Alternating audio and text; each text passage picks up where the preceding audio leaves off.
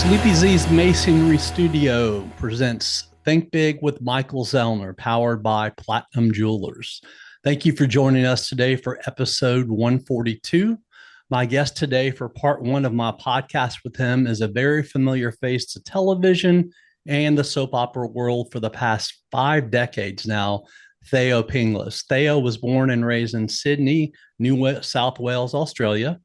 His mother, Ava, and his father, Peter, were Greek, and they immigrated from with their four children, Pauline, George, Constance, and Thaao. He is an actor, author, and a writer. He had guest appearances on big shows like Heart to Heart, Cannon, Kojak, Who's the Boss, Mission Impossible. He was a star of back in the late 80s, Magnum PI, and there was a lot more. His big break appeared in 1981 on the very popular soap opera General Hospital, where he played Victor Cassadine. He also appeared on Santa Barbara, but is best known for playing the character of Tony DiMera, son of the infamous villain Stefano DiMera on Days of Our Lives. We're going to talk about some of those times today and the exciting things he's doing in his life now. And it also includes his new podcast called The Lost Treasures. Thank you for coming on the show today, Thaao. Thank you. And nice to be here. All of us, other than my parents, my grandparents came from Turkey and then migrated to Greece, but they were Greeks. The children were all born in Sydney, Australia. And my other great-grandparents were born in Alexandria. Oh, wow. We're kind of a mixture of that Middle East, but all Greeks. Yeah.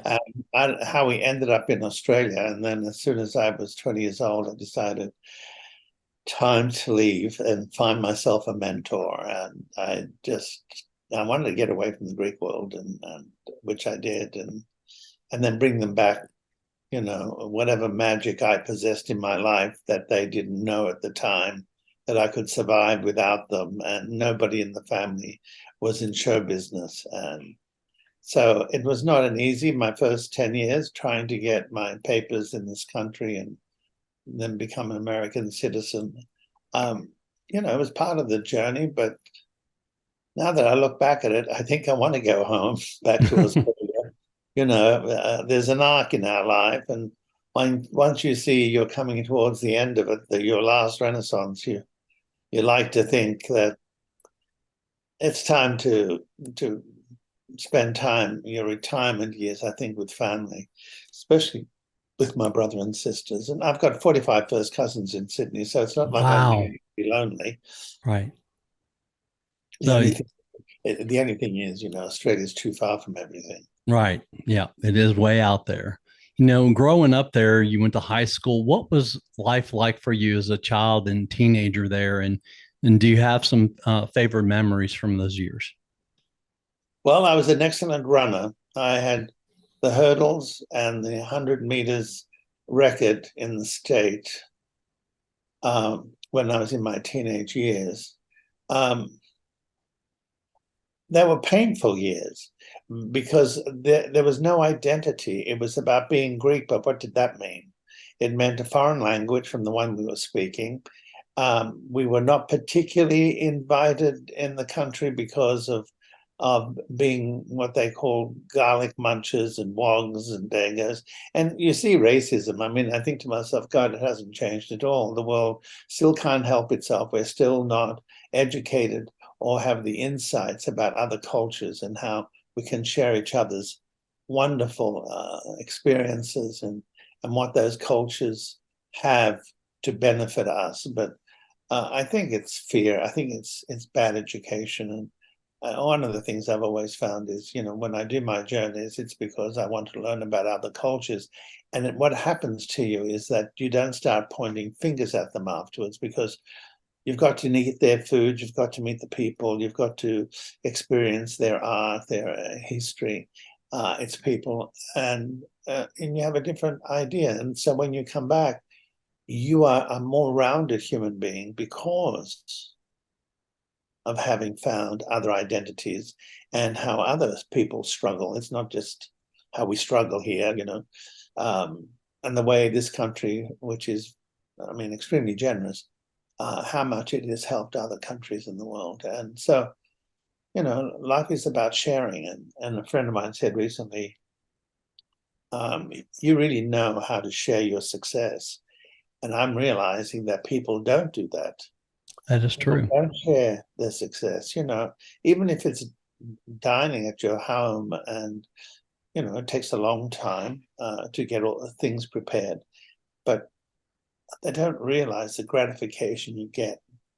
As someone said, those people who give like that in life are really the angels of the earth, because we're more about healing, and because giving is healing, than it is just to take. And because the takers, I think, end up have empty lives, Plus, we're in a business, whether you're a writer of songs, of plays, of film or television, what we're writing, what we're doing is really interpreting life. And if you're not doing that personally, how do you do it as an actor? How do you do it as a writer? So all those things that I've learned in being in this country has been fruitful for me. So I made the right decision. I know it's taken a long time, but I Right. made the right decision. And I look at my life and I say, yeah, okay, I went home a success, and now it's, people like you when you've won, and where you're still winning. So the podcast is a reinvention of who I am through all Awesome. those experiences. Did you do any kind of acting in Australia that gave you the itch for the business? No, I Wow. had no idea. I was an immigration official. That's how I got into understanding other cultures. So when I got to see how mainly Anglos, who didn't understand what foreigners were about, they were almost invasive. They didn't like their food. They didn't like their style. But, it takes years to adapt to another culture. And it's interesting how people, when they do, like the Greeks then became, the Anglos complained about the Greeks and the Italians. And then after a decade, you found the Greeks and the Italians complaining about the Yugoslavs. So it continues, it's just part of nature. It's not, there's no particular, but I do find the ones who have whined the most are the British, because being an immigration official, I used to interview them for permanent status in Australia. And so when I reached the age of 20, I thought, I need to go find myself. And what I did was, because I was a confused kid who isn't in your teenagers, you think you know everything, but you know nothing. Right. And then you look for a mentors, and, I was very fortunate. I met some great people in America, especially in New York. You moved to New York, I believe it was September of 67 to become an actor. What was going through your mind as a young, about to turn 22-year-old when you landed? I was scared. I had $180 in my pocket. I worked for the United Nations, the Australian mission, for 1 year because I was a diplomat in Australia. And then I got fired because I told the Prime Minister off because he was always drunk. So I had to find a craft or something. I thought, what am I going to do? So acting certainly wasn't on my mind. But what I ended up doing was I got a job as an assistant, which paid me $75 a week in the finest art gallery in New York. My boss, there were two bosses. One was wonderful, the other one was a dick. But I learned from both of them. Even the nasty one taught me, and I met a lot of wonderful celebrities. And then I remember Peter, Paul, and Mary coming in. I remember Jacqueline Kennedy. Um, I remember Sir John Gielgud. I remember Lillian Gish and Robert Redford and Harold Prince and Stephen Sondheim. I met all these people Yeah. in my 20s. So you can imagine those years are your years where you place your seedlings and you see what happens. But there's something about meeting people who've done it well. And that's what inspired me. how did they succeed? You don't want to be with losers because they're going to try and bring you down Right. or affect your dream in some way. So for me, I watched the ones who succeeded, and so I associated with them, and then I found my mentor, and that became one of the great educations of my life. And let's face it, New York. There's something about working in New York and living in New York that you don't get anywhere else. Here, I don't know. I just find Hollywood has become TikTok. It's just Right. It's amazing. When we talk about, you learn from, good people and bad people. You can learn from nice people and dicks, just like you said. And that's true. You can learn lessons, good and bad lessons from both of them, but I talk to people a lot of times about the power of a moment or a series of moments. And, when you're working and you told off the prime minister, if that prime minister had not been drunk and you hadn't told them off, you never would have ended up getting the job, for $75 a week at the art gallery.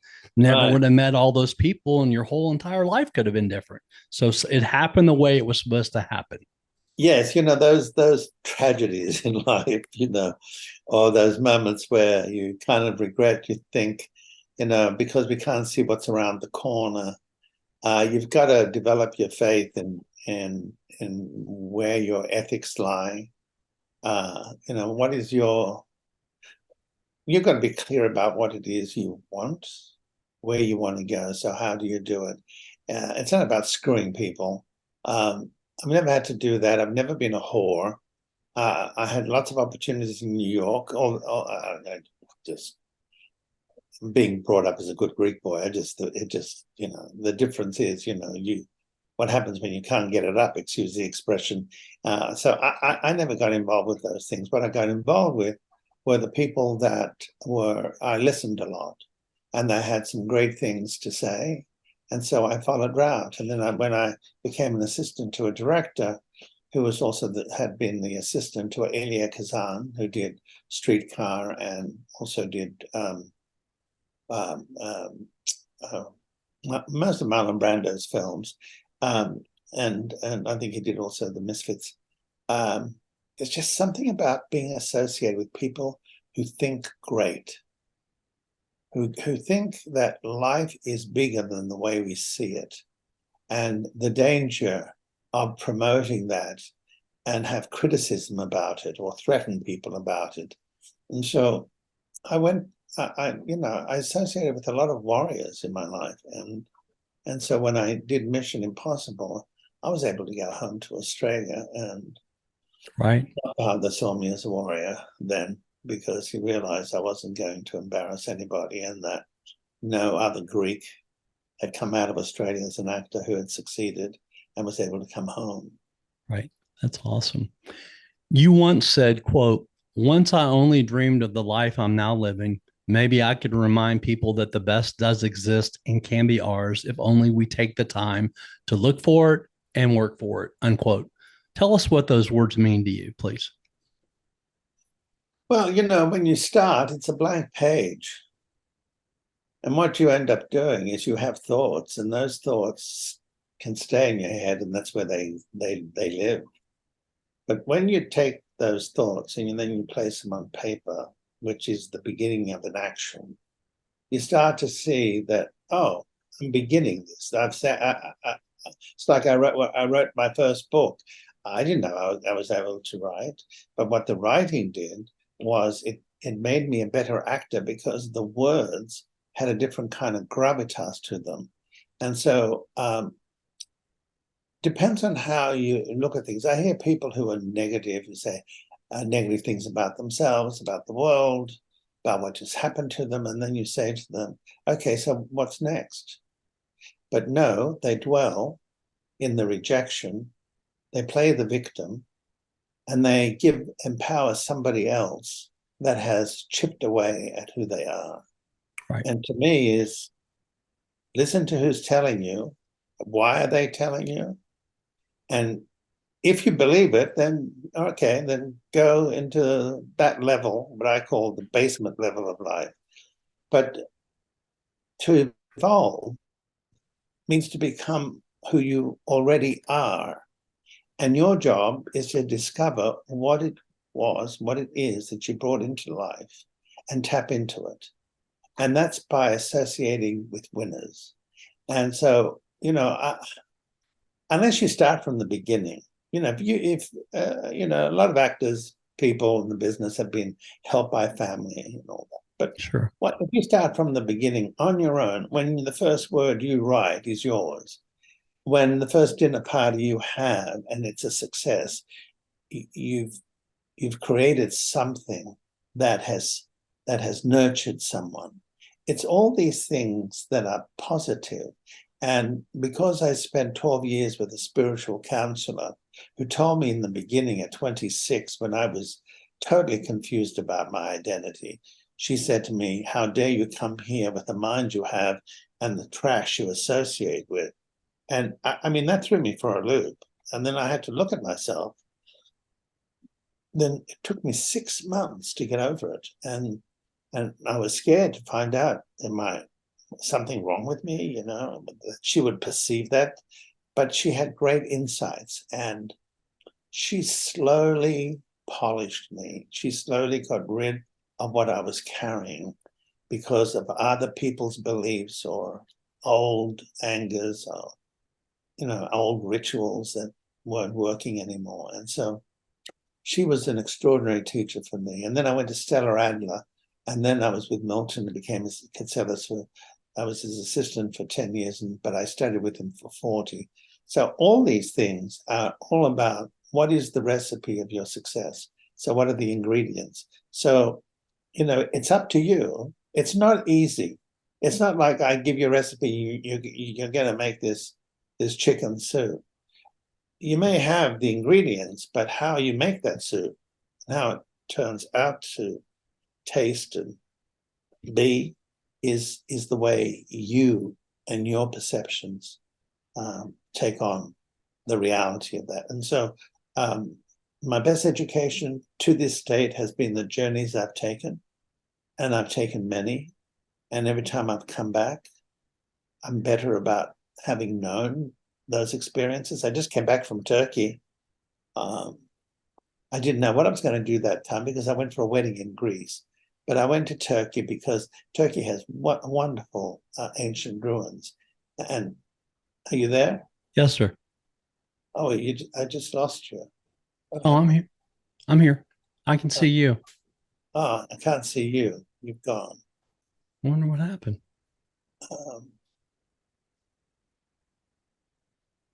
Okay, so why did that happen? Can you hear me? Yes, sir. Oh, that's interesting. It just shot up into the corner and became something small. Anyway, I can still see you. Okay. I was basically talking about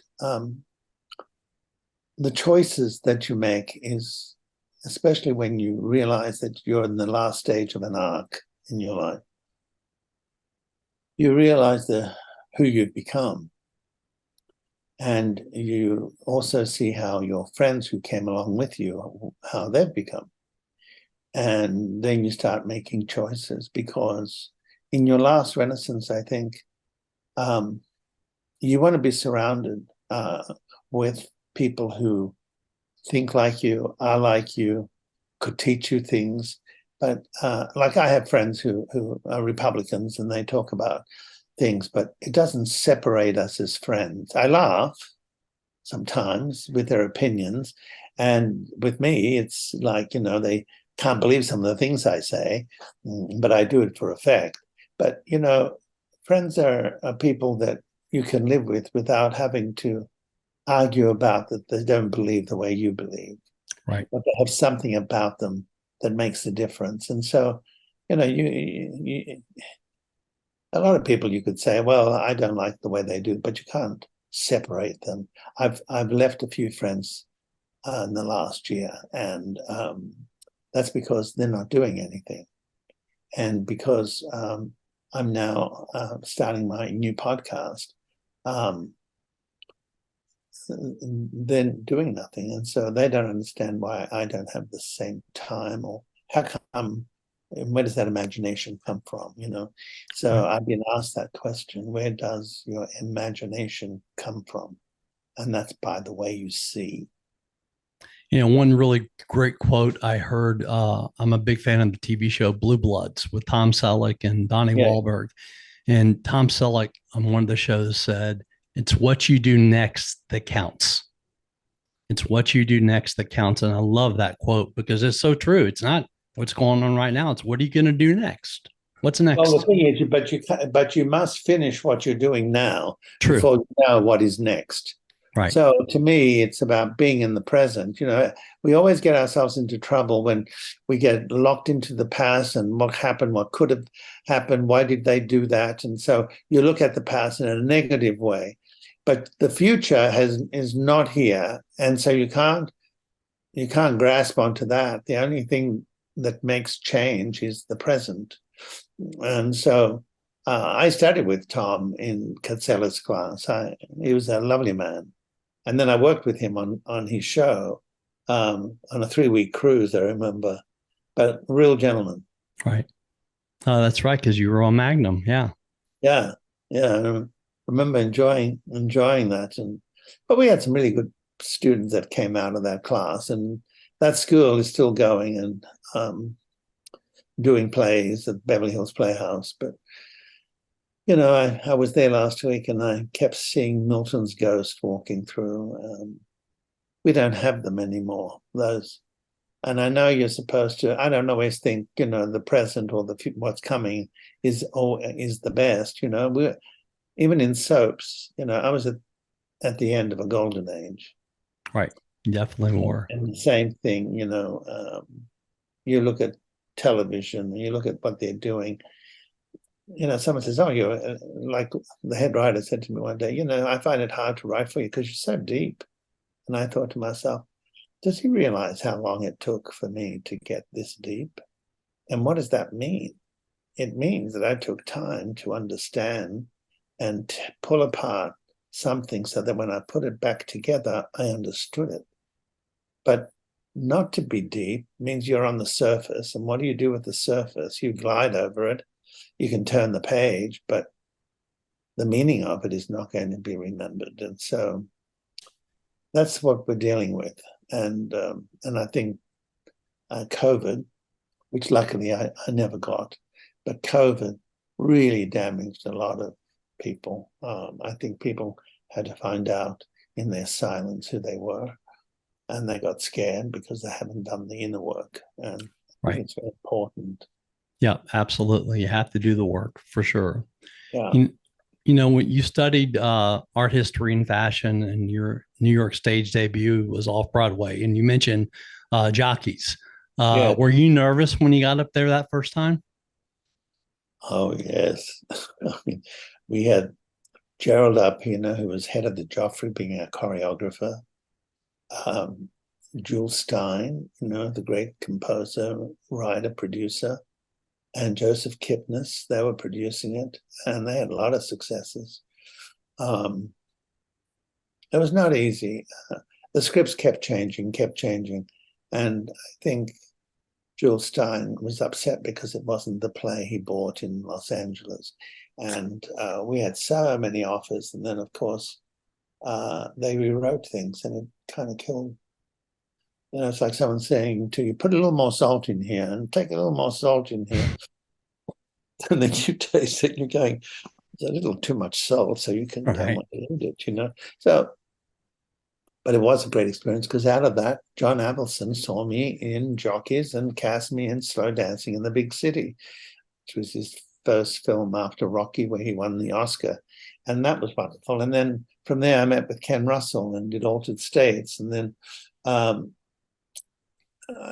I then did a play in Los Angeles in the Geffen, and then things started to change. And then we had a strike, the longest strike. It was 9 months, right after Altered States began. And the only thing we could do would be theatre or soaps. I was going to work with Charlton Heston and Vanessa Redgrave in Man for All Seasons at the Arms, and with Jack O'Brien, who'd won 3 Tonys. And I remember I had gone back 3 times, met Chuck Heston, who was everything you could think of as your hero from your movies. He came off screen, a great human being, a wonderful gentleman, one of the great stars of the film industry. And I had to audition finally for him. And he and I spent a lot of time. And then I thought I was going to get it. That put me on hold. But then there was another actor who'd won a Tony in New York, called and said that they wanted to do it. And I ended up being offered the understudy. And I said no. And so after that, we had the strike. And then the only thing available was General Hospital. And that's how it started. Right. Tell us about Milton Katselas and what he meant to your career and your life. He didn't like me in the beginning, and I didn't like him.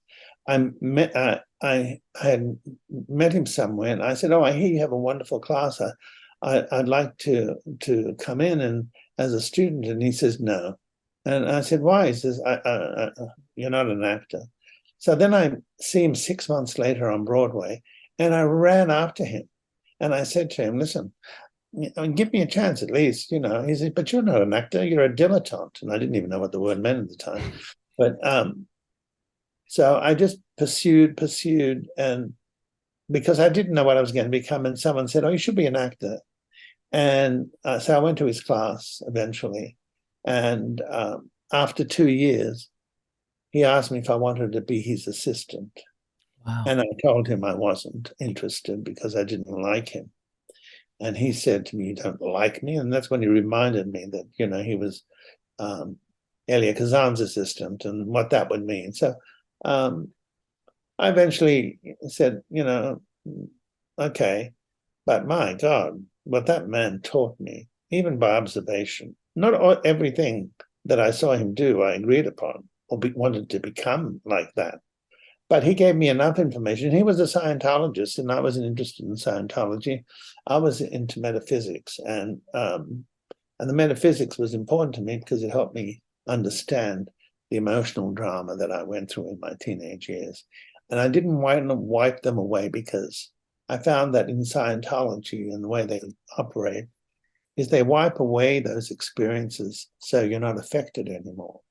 But as an actor, and when I started with Stella, she reminded everybody, and she hated Scientologists, I remember. She said, because what they're doing is they're wiping away all the things that made you who you are. And that's why they are very, when they talk to you, they're very clear. I'm not saying that Scientologists are terrible people. I mean, people make their choices to become who they want to become. But Sure. For me, no.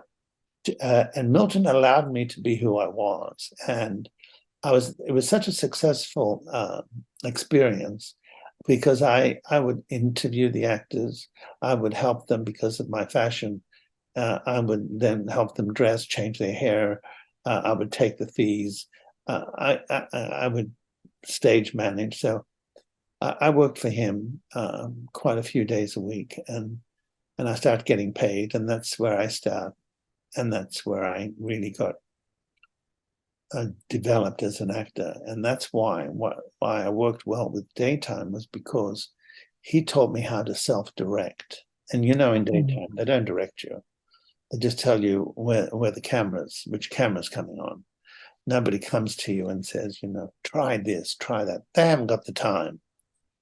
I didn't know that. So you have to learn to self-direct yourself. And I didn't mind that. And when I learned how to do that by my choices, that was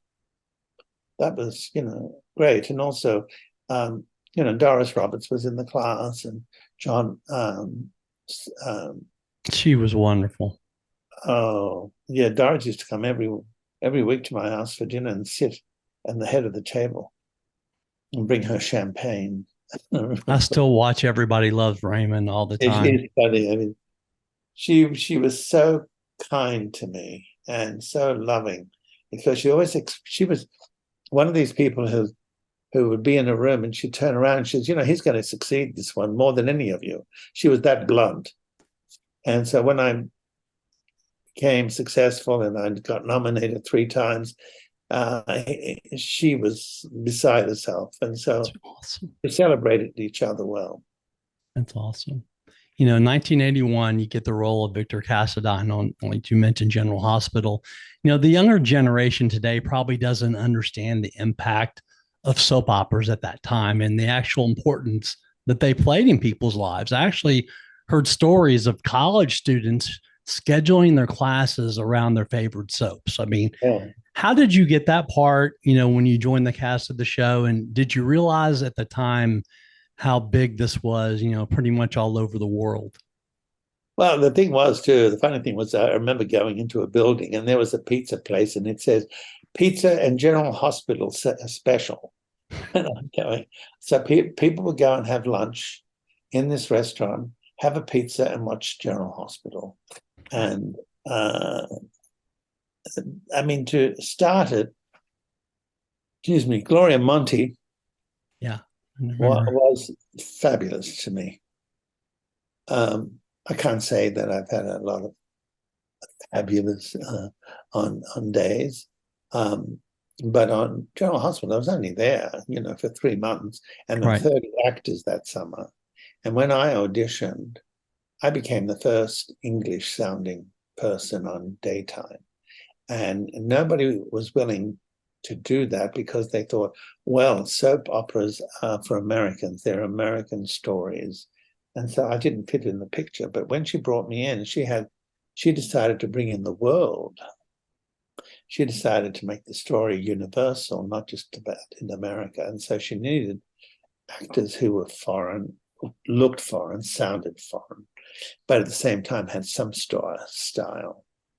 And I remember how many times she would come up to me and ask me. And I think the way I won her over was I would avoid her because she was always going around trying to find out anybody's secrets. And so I would be studying when I saw her approaching me, and she would say to me, "So how are you doing?" I said, "I'm doing fine, thank you, Gloria. Was there anything that you wanted to talk about?" She says, "No, I just wanted to find out how you're doing." But I never let her in. Right. And that made her curious. And that's how the character became. She wrote that in. That was the character who was the second oldest of the Cassadines. And then one day she told me to get out of daytime. You're too good to be here. You should be doing other bigger things, which is easy for her to say, but people were still not, you have an accent, so accents are used for people to be villains, Right. because your heroes are always American. And I wasn't. But when it all finished, she called me into her room. She called all the other actors and told them, "Thank you for the summer storyline of Luke and Laura, and Liz Taylor." And then one of the actors came into my dressing room crying because she had told him that, it was over for him. And that was one of my brothers. And so then she called me in and she said, "Well, what's it like to be the only actor that's going to remain? And we'd like you to stay. And you'll go to prison for a few months and then we're going to bring you back." But then the head writer, Pat Falcon Smith, called me up and said, "Listen, I'm going over to Days of Our Lives. I want to take you with me."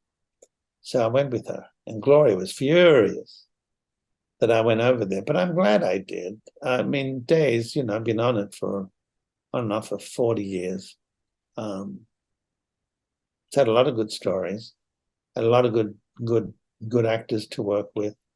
I don't know about now. Now it's all about budgets and fast, and stories not completed, stories not having a beginning, middle, or end.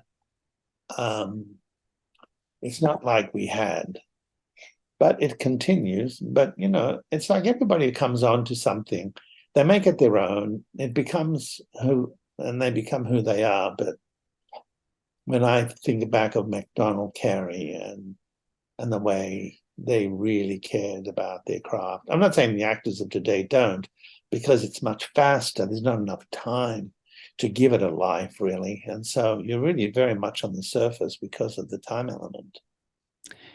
General Hospital, remember, had a cultural impact too. Luke and Laura Spencer's wedding on November 17th, 1981 brought in $30 million viewers during the day. I mean, to this day, it remains the highest rated soap opera episode in American daytime television history.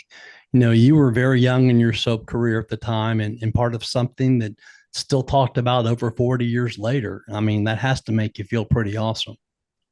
Well, what's interesting is that I was part of the creation of the Cassidines, the real villains at that time of General Hospital. But in Days of Our Lives, I was the first one to create my own family, which were the DiMeras, which are continuing still all these years later. Yeah. So it's kind of, they're both iconic families. I'm sorry that Pat Falcon Smith and Joe Moscolo and quite a few are gone now, and so it's different without having Joe Moscolo with me, because we were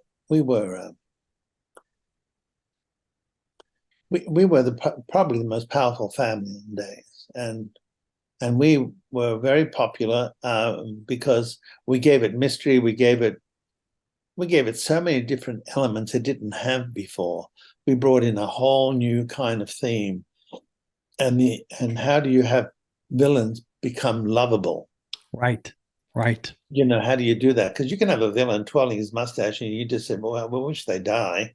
Fans will tell you, they don't like this person.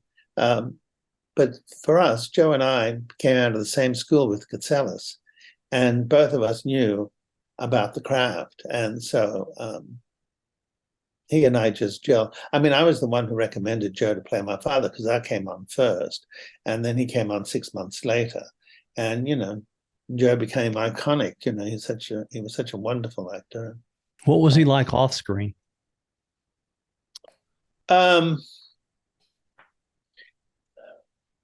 Very much in charge. Had a great sense of humor. I remember we had a couple of arguments, but I spoke right back at him, just to remind him I wasn't his son. I was another fellow actor. But it was sad in the end, because I thought he added so much to Days of Our Lives, and we don't have that kind of power anymore. They didn't allow it, and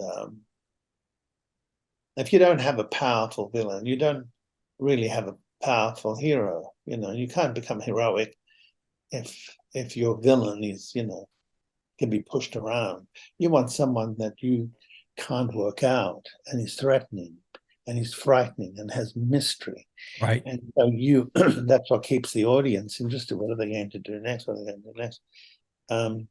That's exactly how it happened all the time on that show with you guys. I mean, coming back and you thought he was dead, and then all of a sudden something's going on. You're thinking, it's got to be Stefano and Tony and everything, and then it is, and then you're like excited about it. Or Andre, right? Yeah, I like playing Andre. He was a lot of fun because I felt I was getting away with murder. It was kind of torturing, but the thing that saved Andre was his humor, I think. Right. And I worked well with Lauren Koslow. She was terrific. And I loved working, of course, with Leanne. So I've been fortunate that the actors have been part of my family. And Billy, of course. And I don't know the other brothers, really, because they're brought in, we find them all grown up and they have no history. Right. Ours, at least, developed into an arc. And so that's why I called it the golden age. I mean, I remember MacDonald Carey, I said to him one day, I said, Mac, how come you don't say hello? He said, because you've only been here 6 months. He said, and I said, well, what difference does it make? He says, my boy, let me tell you something. If you can last more than 2 years and they won't kill you off, that means you and I can become friends, because that means I like you. But I've liked too many people and they've been killed off, and that's hard. So I'm waiting for a couple of years. And if you're still here, which I expect you to be, you and I are going to be smiling. I said, okay. So that was me and MacDonald. That's cool. There've been some actors that I've worked with that I have a tendency sometimes not to give it all in the one rehearsal we have. And so when we have the take, I usually save some secrets or something they didn't expect.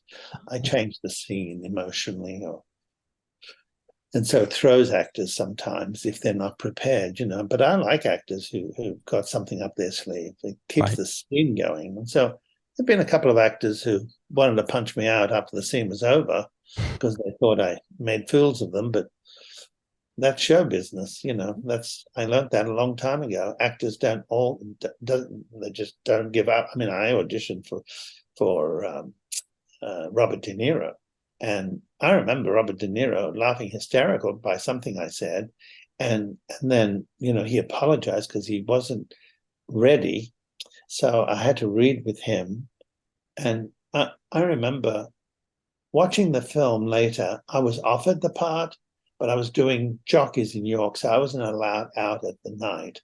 And I went to see the film, New York it was. And I said, look at the way that actor took from nothing when he read with me, which sounded just boring and flat. And he created this funny little monster up on the screen and stole the whole scene. But that's what good actors do. I mean, I've seen him in the streets in New York where I'm going past a car and he's hiding behind a car and he's acting out. He's acting out his part. And I thought, look at that man. He loves his profession, and he's not the most exciting personality, but boy, what's underneath there is a lot of churning, a lot of stuff. This man is well educated and has read well, Right. As an actor who's worked, both in daytime dramas and primetime television, what do you find most rewarding about each format? Well, the thing about the daytime is that you don't have a lot of time to learn your lines, so you're always on the edge. You don't know. There's always an element of surprise, but you don't always know what you're going to do because nothing's planned. That's why you need a good actor to throw the ball back at you so you can catch it and decide whether you want to hold on to it or pass it back in a different way. I like it because it gives me a chance to do so many different things to add to the character that the stories change over the years. And so you're never just one thing. That's why I was able to play two characters. I like doing Mission Impossible, even though we work 6 days a week. Wow. But I only did 4 pages a day compared to sometimes where I had to do 40 because they're playing two characters. So the luxury of learning that is wonderful. The difference with all of that to stage, the wonderful thing and the most frightening thing is coming out to a live audience. And right away, you have to be able to be enough. You have to know your entrances and your exits. You have to know how to make an entrance. When I was doing jockeys, Milton Katselas had me come off stage left 40 times before he believed my ability to enter a room. He said, not good enough, not good enough. And so leading with the chest, coming in with a certain walk. Sorry, I wanted you to do that again. You're almost there, to the point of where you're getting so angry at yourself because you're not doing it, but you never forget it on how to make an entrance. And so it is, when I did at the Geffen Theatre, which I worked a few times, coming out on that stage and there's this packed house, there's something magical that happens because it's warmth, or it's cold, but it's warmth, an audience appreciating you being there in front of them. Whereas the others, you've got just machines. You don't know what the result is. You don't know. So there's a big difference. And also the fact you have a play to do, which you then begin to remember because you have 4 weeks rehearsal. And you always know by the time you take your bow how you affected your audience. So I did a one-man show about my first book class, which were my journeys that I took. And I remembered I was walking down the stairwell and I was reciting Cavafy's poem called Ithaca, which is about the journey of life. And they all applauded and started screaming, and they couldn't hear my poem. And I'm like, I just stopped and I said, you just ruined my opening. Well, they just went hysterical. They started to laugh, and I thought, oh, isn't this good? I've gotten the audience in my hands. So I said, I'm going to start again. No applause, please. And so I came down the stairs and I did it. And I had them right through that hour and a half. So I learned a long time ago that when the curtain is closed, that I lie on the stage on my back in a meditative state, and I start to think of the audience out there. And then I start to proceed in my mind to bring them all up on the stage to me. Because the thing is, the audience, you don't go down to an audience. The audience must be brought up on the stage. So when I do that, I'm already done my homework about making my entrance. So it's a technique, but it works for me because when I come out on that stage, I'm not feeling naked. Right. You know, soap operas, I believe they're probably the only situation where someone can get shot and killed, blown up, drowned, or something like that, die, and amazingly, you know, come back to life a year or years later. I've always thought that it made it much more fun, you know, watching it as a kid in the '80s and in both General Hospital and Days. I think the first time I remember something like that happening, I think, you know, it was Who Shot J.R. Ewing on Dallas, you know, and then they acted like that whole season, you know, didn't even happen, you know. You know, what was it like coming back from the dead in your roles on you know, on the show?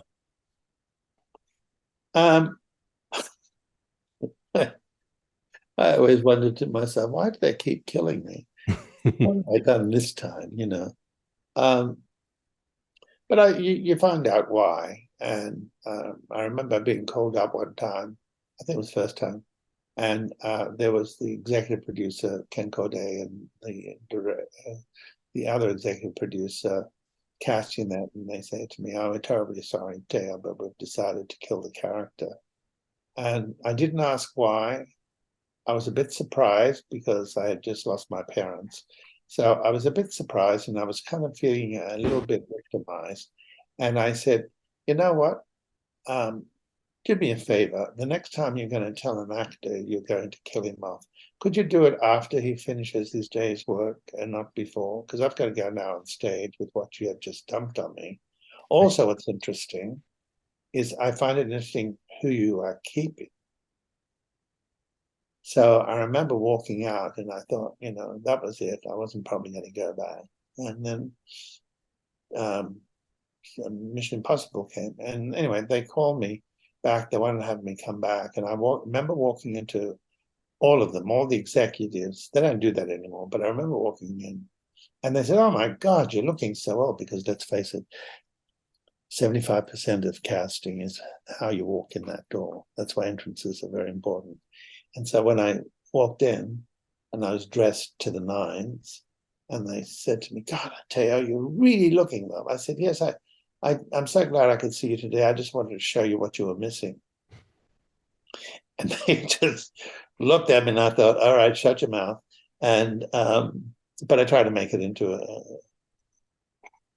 comedy and all that. And I met James Riley, who was a funny guy, an enormous guy.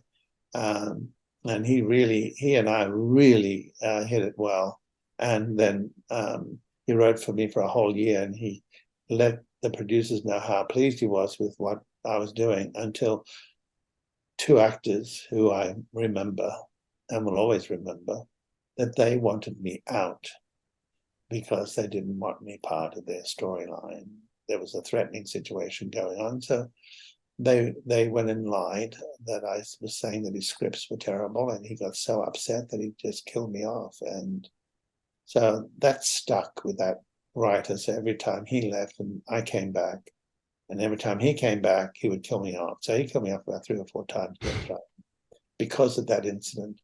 And, you know, I don't To me, the challenge is they give you a script. Maybe you don't like it today. Oh, it varies. And let's face it, they're under great pressure to finish those storylines. I mean, their job is not easy either. Right. But the thing is,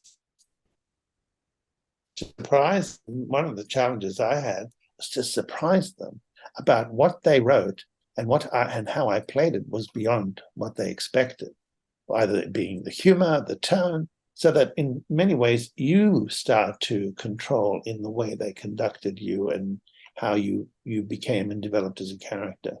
It wasn't always up to the writer, because otherwise the writer gets bored if you're not going beyond them.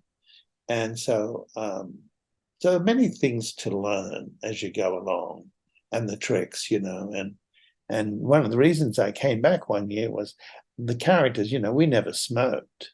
Right. We were not allowed to smoke. And it was the character of Andre. And I said to the director, do you mind if I have a cigarette in my hand while I do this monologue before I go to kill the John Black character? He says, what do you mean smoke? And I said, well, I want to do something different. What was behind my mind is that they may kill me off in this episode, but because I have a cigarette and my character would never smoke, it gave the producers, oh my God, we can bring him back, because it wasn't him. So that's how I started. Dallas may have had, all being somebody's dream or whatever. It wasn't Right. true what happened. Mine was to give them the reason as to why they could bring me back, because they could say that that person was an imposter. So you think up, you think beyond them. Right now, I'm not. Right now, I'm doing podcasts, and I think there are other things for me to do now. I think I'm not interested in things quick, and it's different. It's the actors' salaries are cut there.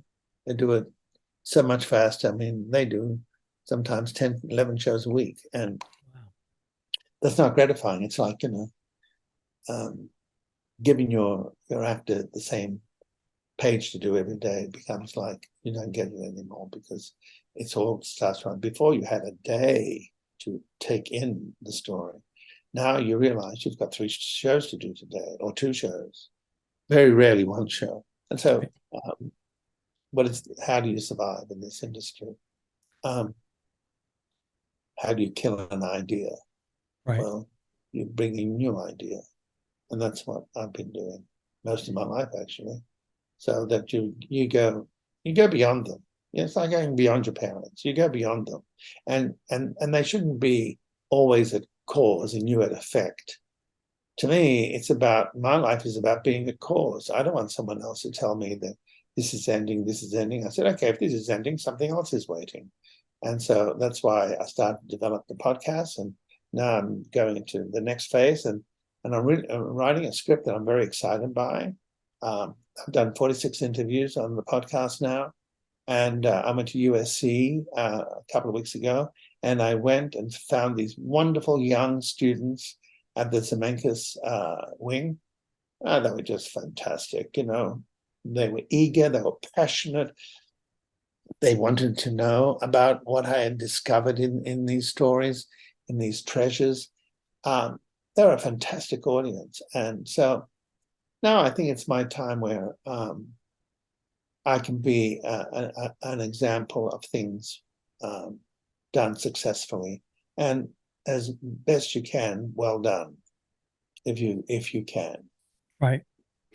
November 6th, 1981 was your debut on Days of Our Lives as Tony DiMera. And, in my opinion, you always captivated the audience. You had a presence about you on the stage, just like, even the few months you were Victor Cassadine. What did you enjoy most about playing the character of Tony? I mean, that you obviously still play sometimes also. I went in with a mystery. I was not a character that had before. I was the first ethnic on the show. Some actors tried to trip me in a way. They were threatened because everybody was basically Anglo. But I remembered that I had a kind of calm, as much as I was disturbed within because it was not an easy form. I remained calm, and I thought, I'm going to dress him. So I had a good conversation with the wardrobe master, who, because of my experience in fashion, they were very good to me. Um, I I tried to learn the lines as best I could. At first, it was not great, but because I took the ratings up pretty high very quickly, because I was a mysterious character, and so Right. Tony always, I always had something you didn't know. And so if I didn't like the dialogue or if I didn't like the set, I would certainly make sure that the fashion I was wearing that day would make a difference. It's the package. How do you bring it all together? And how do you make it interesting? Because you come into the scene and there's always going to be a surprise. With Joe, he slapped me a few times, but there was one day where he slapped me, which was not in the script, and then I saw stars. And that was a surprise. I wasn't particularly appreciative of that, but he apologized later. But when he was in his later years, this is where the trust came in. Joe was going through a bad time because dementia had come in to his life. And it was hard to watch because he was such a powerful and, great actor, terrific character. And I remember my brother-in-law having dementia, and how I remember the doctor saying they go back into time, that I move forward. So when I'm looking at Joe, I could see him getting really aggravated with the stage manager and the crew, and he was about to lose it. And I thought, how do you control this? And I remembered I put my hand on his, and that agitation slowly began to go.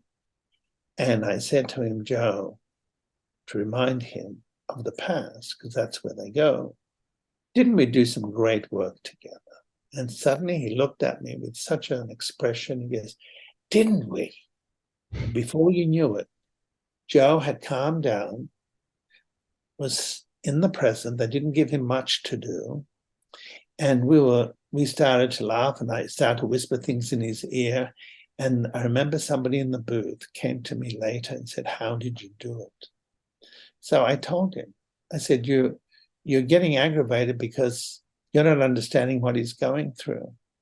And because he was such a powerful being, they were scared of him, because if Joe lost it, that was an explosion.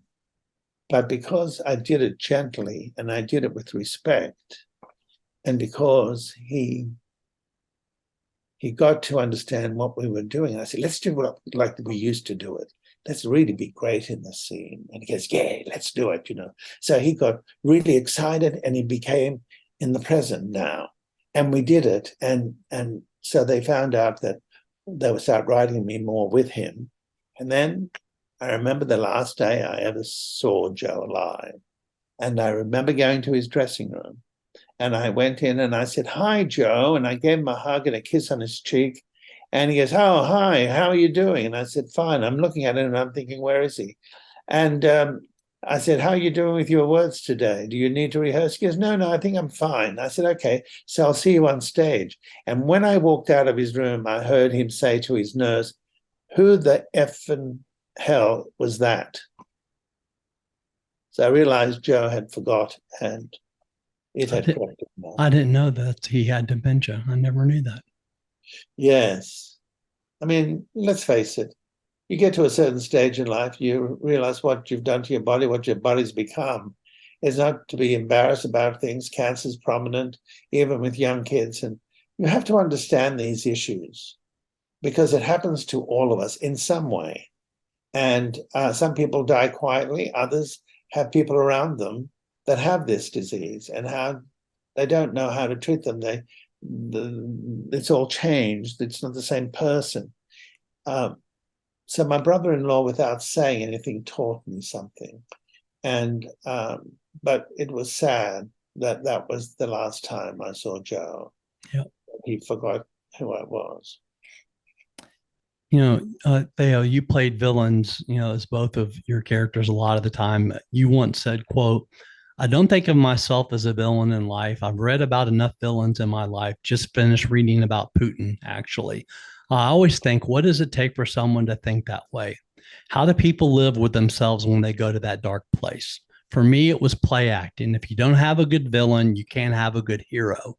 If a person is boring me, I'll try to antagonize them to get more out of them so they're not so linear. You think that what you're doing is right and you must have fun with it," unquote. I love that. Do you have, a couple of memorable experiences of, your characters where, the storyline was the most fun for you outside of the Andre DiMera, which we're going to talk about, just a couple of things that come to mind? You mean outside of Days? No, yeah, anything, yeah, with Days or General Hospital, just anything outside of the Andre, because I have a question specifically about that one. Um, I wasn't. What disturbed me the most was that every time they killed me, it was not a nice death. And I thought, why? What is the resentment? Or why do they feel they need to have me have a spike go through my heart, which then reminded me as I'm lying there, this writer is actually trying to destroy me on this show, because by being what you would call a Dracula, made sure you don't come back. Right. That disturbed me. The tiger that he did, that the tiger attacked me, and I had to stand as Andre with a hat on, and I was playing the leader of this circus. I was the showman, and I was going to step out to talk to the audience that had assembled in the circus, and I was to come out with the hat on, and above me, about 20 feet above me, was 40 pounds worth of blood in a bucket that was going to fall over my head. And, when you think about that, I thought, oh my God, this is not something I'm anticipating, because the blood they use is made of sugar. So everything sticks to you. Yeah. When you're lying there, you're just like, it sticks to everything, your pubes, your hair on your legs, your chest. I felt like I had just glued myself into something. And as I was stepping forward, and they were about to release the blood, a producer screams out, "Stop, stop." Because what was going to happen when I was wearing the hat, that blood from that high coming down that hard would cut my ears off.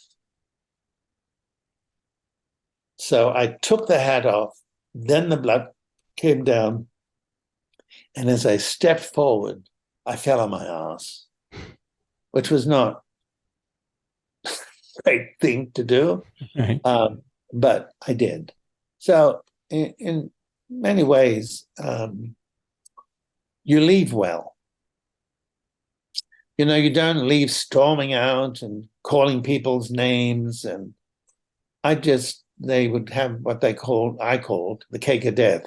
So when you've died 7 times they were going to bring a cake out for me. And I said, I don't want to be reminded that out of your goodness of your heart, you're going to celebrate my death with a cake.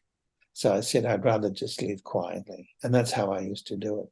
But I would leave quietly. But they kept bringing me back. And I mean, it's been a long time. Yeah, it has been a very long time.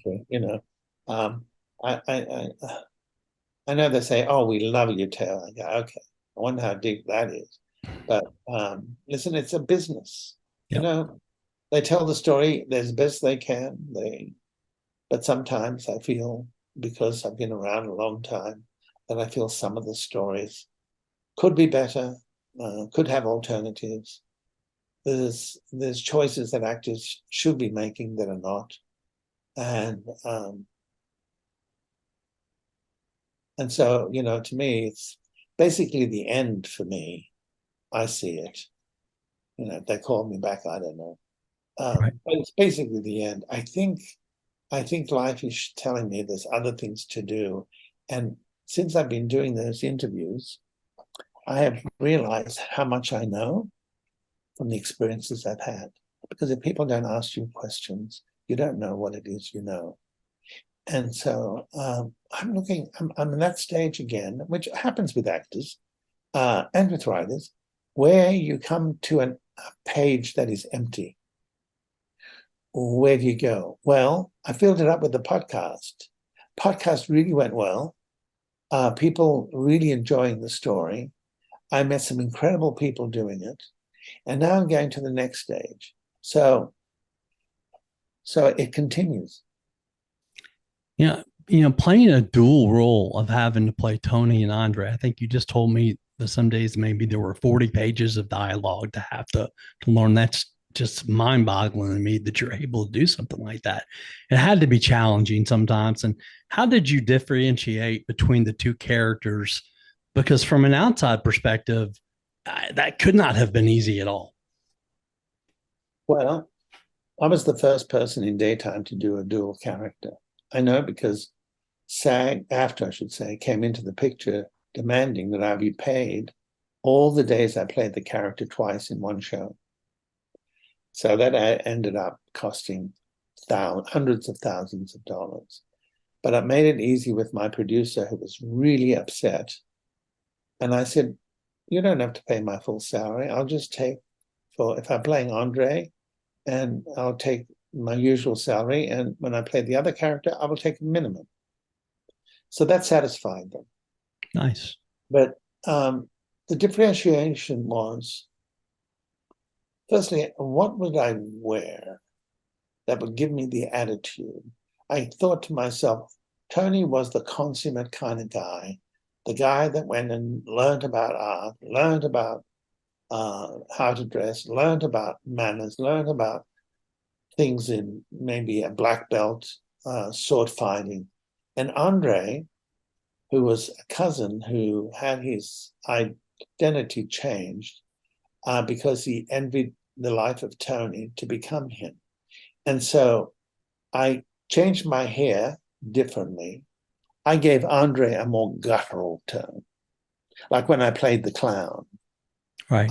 I gave him a very guttural tone that I thought would be scary, and it did. I got nominated for that part, but nobody told me how to do it. I had to think it up myself, and because of all the training, I was able to differentiate between the two. And then they put me on the same screen, which meant I had to play one of them and then change and do my hair within seconds and turn around. Here I was being Tony as opposed to Andre. So with Tony, I always had within me a light going, a kind of place where of trust, of enjoying, of succeeding in life. Whereas Andre, to me, was a person who never had that, right, who wanted to steal ideas, steal and become somebody else because he wasn't good enough. So I made him insecure. So I added all those things together, and so by the time I end up playing them, there was a differentiation on the screen. And it's going to be interesting because on the 10th of this next month, I'm going to Wisconsin. And for the first time in years, I'm going to be up on stage with the character Steve Blackwood, who plays Bart. And it's a film festival.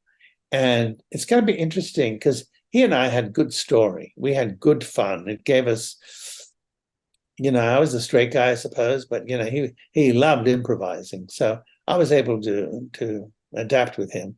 But so we're going to be together for the first time. So that's going to be interesting. It was a time where it was good storytelling.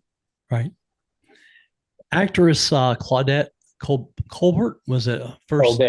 Colbert. I knew I was going to mispronounce that. I apologize. No, She no. was at first the big. She's dead. She doesn't know you said that. She's a big Broadway star. She progressed to films with the advent of talking pictures. She won an Academy Award for Best Actress, and it happened one night in 1934. And in 1999, the American Film Institute named her the 12th greatest female star of classic Hollywood cinema.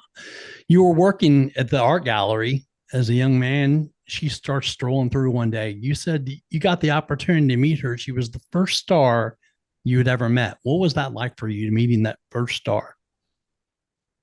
Well, I was 21. My parents thought of me that I had failed, that I was not going to come home. They'd lost me. And you see, if you come back home, you're going to be, as they said, a loser. And I remember thinking that when my boss, who was not a nice guy, Robert Ellsworth, but he had an incredible mind and knowledge, brought in Claudette Colbert because she was living in Barbados and she had two paintings, a Utrillo and a Monet. And she came and brought the two paintings to because she was friendly with my boss. She wanted them copied. And then, because of the climate of Barbados wouldn't affect the quality of the painting, she sold them silently, the real ones. But before she did that, they did copies of the Utrillo, which my boss was going to do because he was also a very good artist. And a woman came in to do the Monet, which it took her about 5 weeks. But when she walked through that door, my boss goes, "Oh, Claudette, this is my assistant, Thaao." She looks at me and she smiles, and I'm going, "Oh my God, it happened one night. Cleopatra, all those movies of hers went through my head." And she said, "Oh, Robert, he's so pretty. Why don't you ask him to lunch with us? I'd like to know more about him." He goes, "No." Oh, I said, "I would love to come." He said, "No." She says, "Oh, Bob, come on. Let's have no." So they go out, they leave. I'm very upset. I wanted to call my family and say, "I just had lunch with Claudette Colbert and things are looking up." And so I realized that she left a box behind. So I locked the gallery and I went down to the corner where they were saying, and I walked in and my boss looked at me like he was about to kill me. And he asked me, "What the hell are you doing here?" And she goes, "Oh, Bob, he's so pretty. Why don't you sit down?" "No." "Who's minding the store?"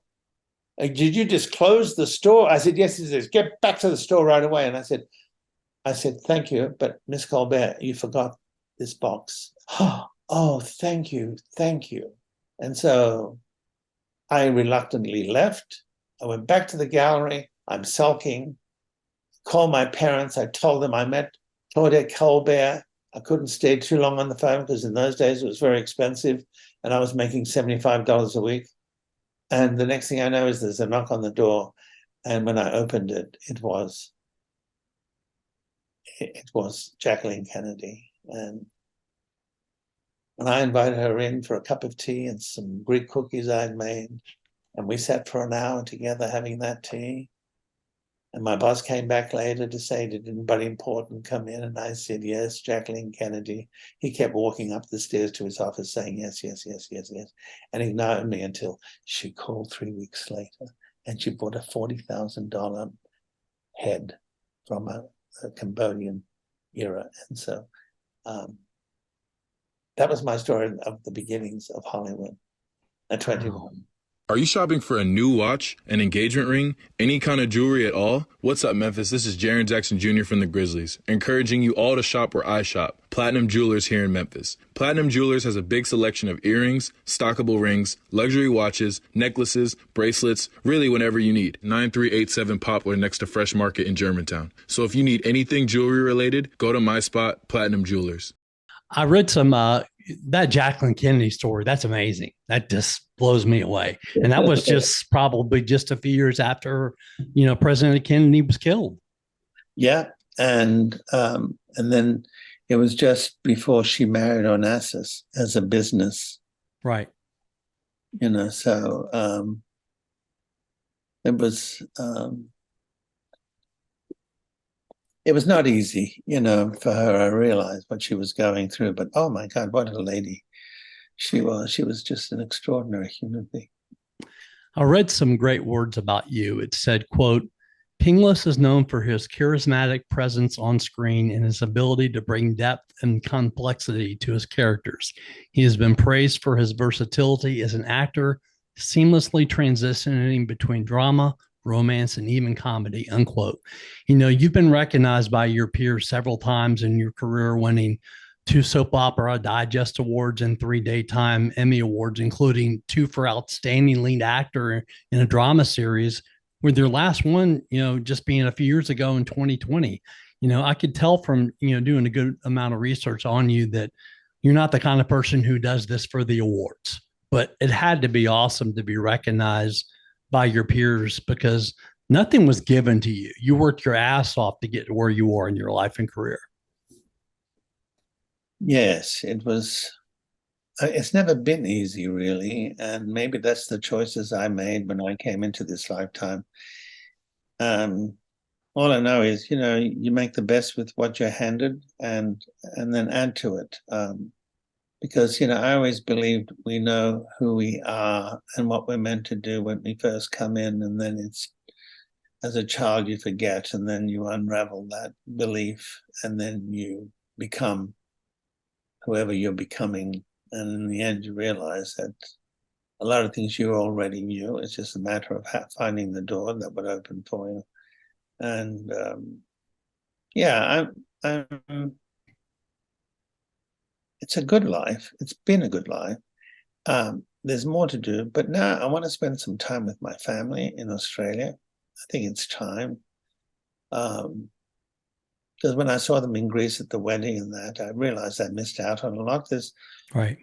There are prices to pay with your success, and I wish many times, even though my parents did see my success, I wish they'd been around for some of the others that happened after they left, because you're in the front line, and Right. once your parents go, and not that the death is frightening, because you hear wonderful stories. There are things on the other side that are waiting. Absolutely. As opposed to, oh no, we're going to just rot on the ground and turn to dust like everything else, and that's it. And then I thought, so why did we come here to learn everything that we have? Spirit and energy never die. No. And so just too many examples of it, and people I know who have met with people on the other side and see what wonderful things that are there. And that's why there are so many different stages of man. And they say it on the other side that, there's those who, from your kindergarten level to your A grade, and sometimes those who are really involved, like even the Christ image or the Moses image, the Muhammad image, all those special humans that came into this earth in many ways to make us believe in great things. They, on the other side, are in a place all on their own, and we can't see them because the light they carry is too bright. Right. And so, for them to see, for us to see them, they've got to dim their light. So you must pay attention to those who are real teachers in this lifetime, and those who are here just to manipulate or just to make money. And I mean, that's why I always think it's so funny that people will call Trump, our Christ or whatever they believe that he is. And I'm thinking, people who are decent and people who are trustworthy, people who want to uplift you and not lie to you. And so, you make your choices, and I'm sure people are out there screaming, thinking, how can you say that? Well, very easily. I didn't learn all the stuff I've learned and the insights that came out of these experiences, not to see what I see. But I'm looking forward to what's coming up next. Absolutely.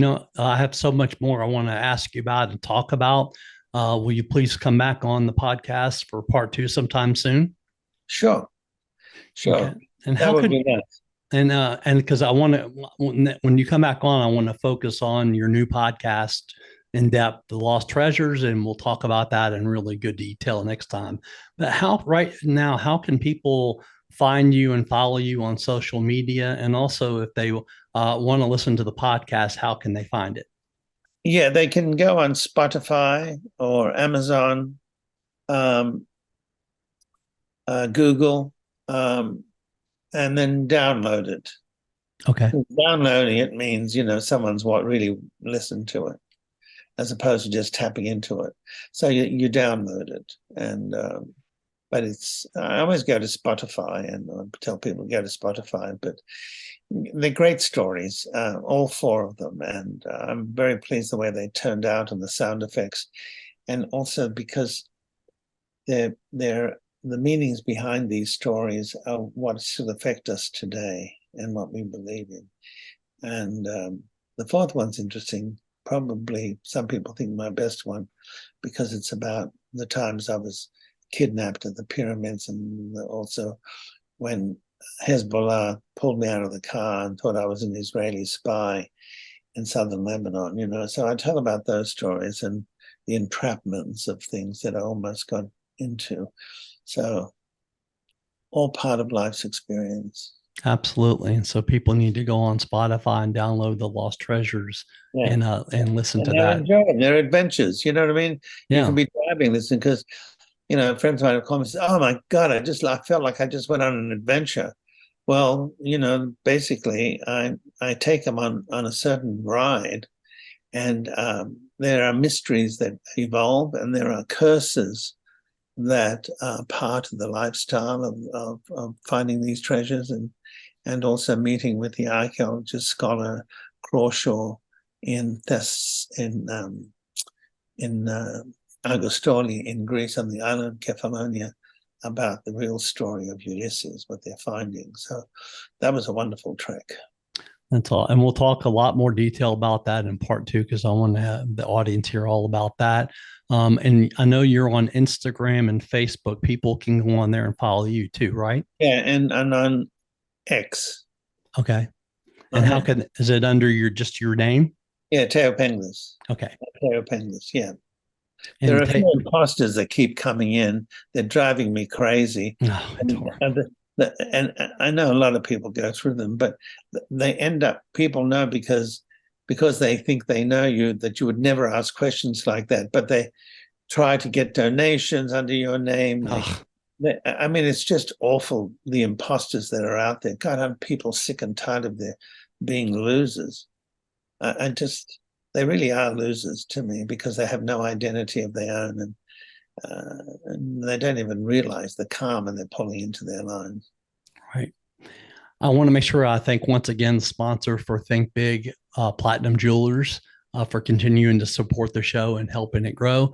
And Thaao, I love watching you as a young teenager, and I always told people the 80s was the best time to grow up, as a big part of people's addictions was to soap operas, including myself. Yeah.